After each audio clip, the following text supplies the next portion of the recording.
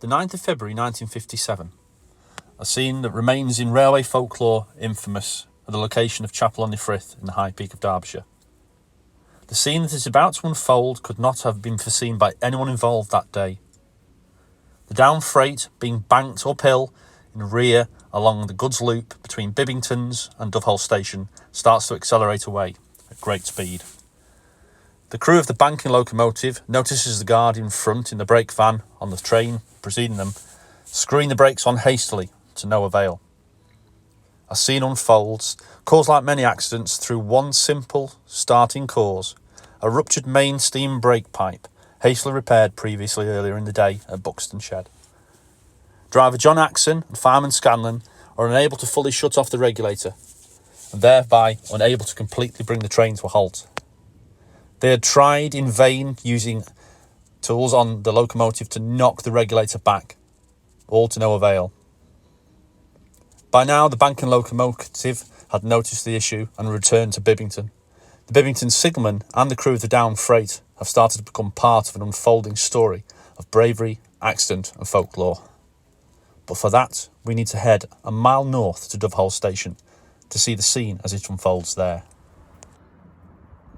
This is Dovehole Station, slightly higher than Chapel-en-le-Frith, again on the 1 in 50, 1 in 58 climb all the way to Buxton. At the time, Doveholes had station buildings and at this end of the station a signal box just over there, and again a long loop from Bibbingtons, which is the next signal box up there at Bibbington Summit.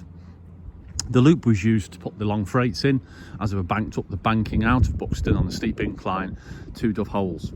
Once they reached the summit at Bibbingtons, they would descend down and then be routed out onto the main line. On the day of the accident, the signal box was manned by signalman Eric Fox. Now, Eric was one of my dad's colleagues later on in life, after moving out of the signalling career into the ticket inspector's side of the British Railways job. Eric was here on the day of the accident, and as the Roseley freight came down, after the brakes had been pinned down, it was routed out onto the main line. The pinning of brakes on freight trains was a standard thing on steep inclines. Basically all the wagons are individually braked, they're not through braked. The loose coupled wagons, that's what they're called. So staff would get out and manually pin some of the brakes down, and then when you get to the end of your incline you can unpin the brakes again. Yes, it means a lot of wear and tear on the brakes, but it's in addition to the main engine brake, when you consider that it's only really the locomotive that's actually doing all the braking for the train. So it was a standard thing. A banker would attach to the rear of the train leaving Buxton, push that uphill. The banking locomotive wasn't coupled, so it didn't have any chance of actually helping to stop the train, so it would push it up the hill, it would get to the top. Coming down, the loop would be routed out here into the main line, and off the train would go. The first freight of the day, the Roseley freight, preceding it, the one that was in the accident, that had left and gone down the main line. Signalman Fox was on here at the time, received the 9 bells from the signalman at Bibbingtons, because the signalman at Bibbingtons had noticed that there was no tail lamp on the rear. No tail lamp on the rear because the train was running away. It hadn't had time to stop, sort itself out. Tail lamp on the rear. The locomotive crew of the banking engine hadn't really noticed anything other than, at the time, the train accelerating away, and then very quickly noticed that the guard was desperately trying to pin his brakes down on his guard's van brake wheel. So at that point they realised something wasn't right. As the train proceeded down towards Doveholes, Signalman Fox was temporarily distracted with an up train that was going past, and upon looking back noticed that something wasn't right. Someone was waving their arms out the side of the locomotive coming down in the goods loop towards the station, and at this point he was faced with two options. If you let the train derail through the buffer stops, it would demolish the signal box, go on to the station, and there's a load of houses at the side of the station, as you can probably see as well. Or you can let it back out onto the main line, knowing full well that there's a freight train still in front of it in section. However, it will give it a chance. Maybe the crew can stop the train Again, he doesn't know what's going on. He just sees people frantically waving out a locomotive. So he resets the points for the main line and allows the train back out to the main line. Instead of sending the 455 bell code for train running away, he quickly gets on the phone to Chapel. And that was probably a really good thing to do, because if he'd have taken the time to send 455 and got that response back, in that time, you'd still have had to have got on the phone anyway to Chapel to say, look, this is what I think's happening, I think we've got to run away. So he rings Chapel, reports that he thinks there's a train running away, and Chapel, very luckily, the signaller at Chapel, gets in touch with the passenger train that's just arriving in the station and says to the guard, you need to get the passengers warned, there may be something afoot here, basically. The down freight goes past the box, steam scalding out. John Axon, the driver, and fireman Scanlon still can't put the full brake onto the train. They've managed to knock the regulator back a little bit. They've managed to get the locomotive tender brake on a bit, but it's not enough to stop the train. It careers down and makes its way through to Chapel. Some of what happens next is transcribed in the accident report. Driver Axon says to Scanlon, if you can jump off and pin some brakes down, try and pin some brakes down. He manages to pin between 4 and 6 down in the accident report, but it's not enough to slow the train down. And as the train gets down the bit of an incline here, it starts to pick up speed. And as Peter mentions in the video you'll see at the end, it's estimated between 60 and 80 miles per hour. It ploughed into the rear end of the preceding Roseley freight just as it's coming through Chapel station.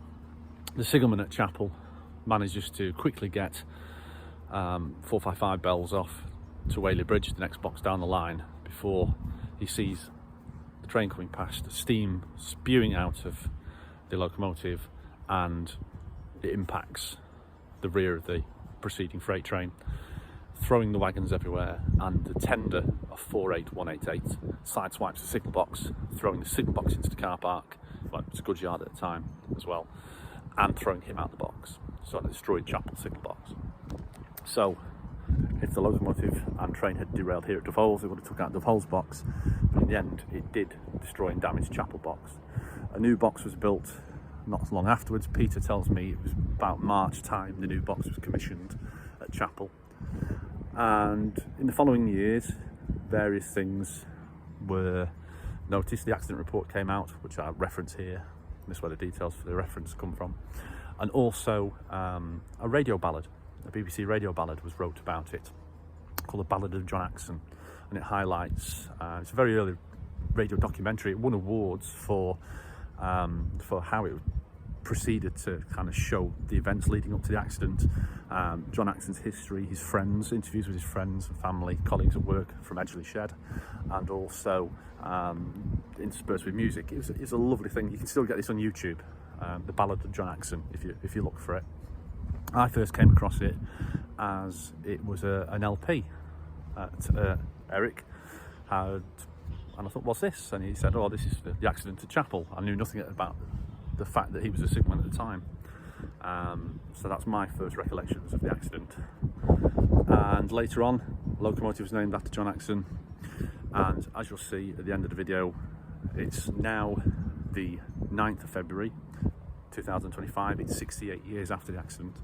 And around about the same time every year, we hold a little memorial service at Chapel Station to John Axon, the driver who was killed in the accident, and also to Guard John Creamer in the preceding freight train, who must have known nothing about it.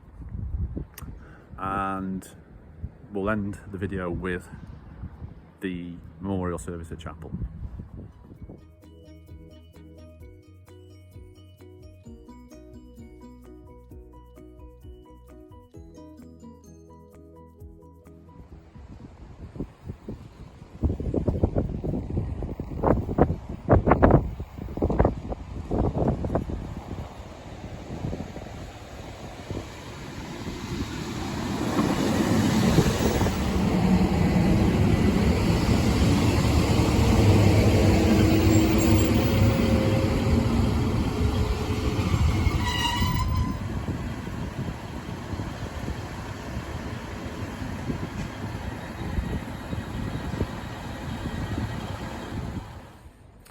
Chapel-en-le-Frith today.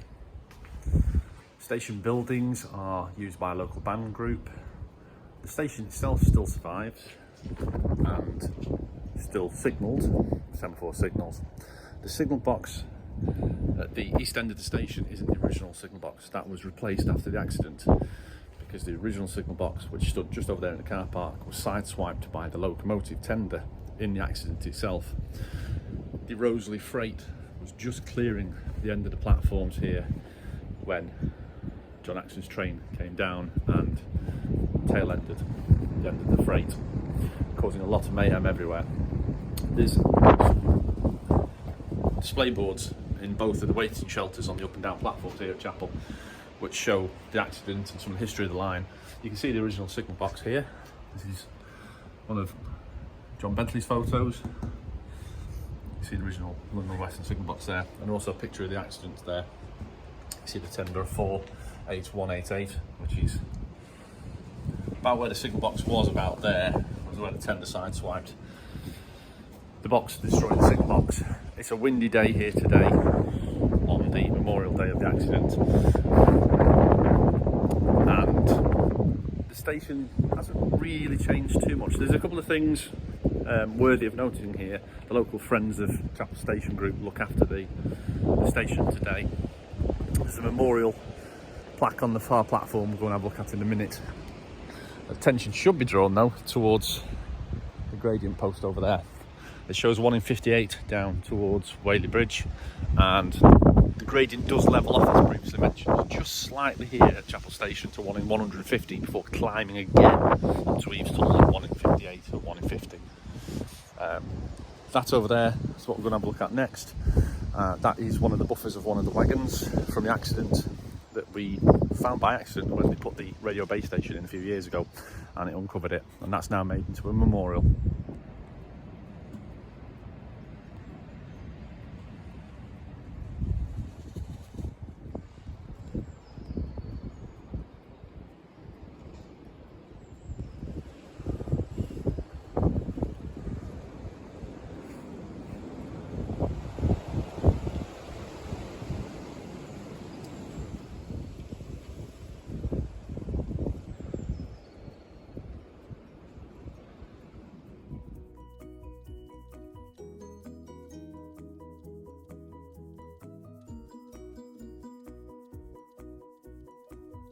First of all, thank you for turning up. It's not the nicest of mornings, but nevertheless it's time. So I'm something to be grateful for. I think Peter will just introduce what we're doing, and then on the basis, hopefully up there, just so you are aware, Jason down at Foster's has been very generous in giving us double starting already here. Well, I haven't tried it on the hook.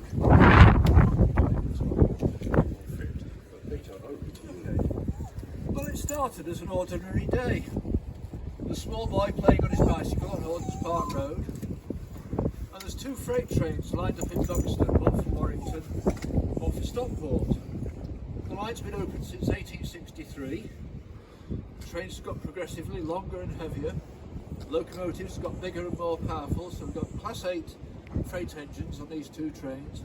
The first one sets off out of Buxton, banker in the rear, up the hill to the summit of Bibbingtons, down into the loop line at Dove Holes, where the guard heads down some brakes, and after the passing of the passenger train, off it goes. And they tell the signalman at Buxton, right, you can set the next train. So, out of the sidings it comes, up the hill to Buxton, to Dove Holes, and it's still an ordinary day.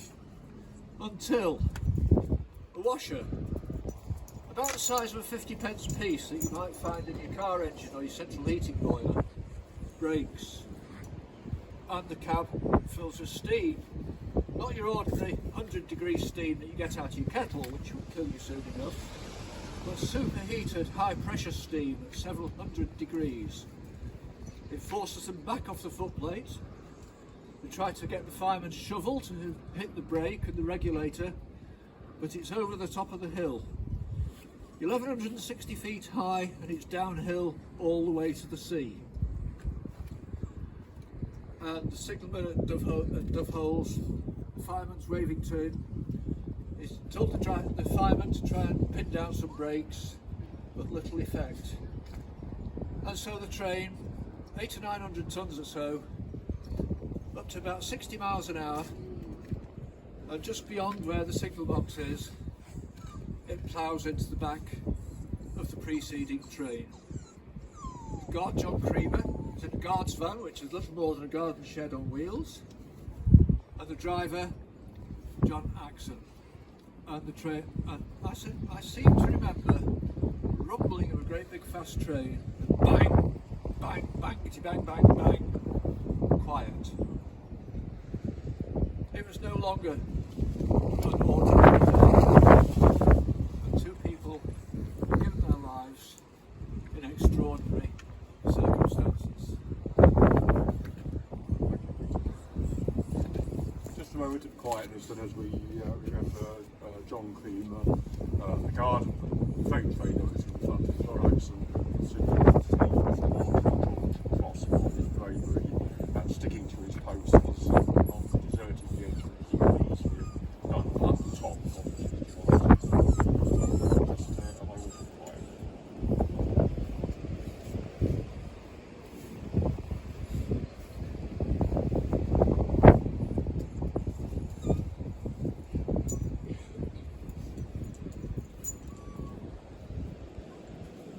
Thank you very much. Hopefully, I normally get this in advance so I can test anyway. It didn't work.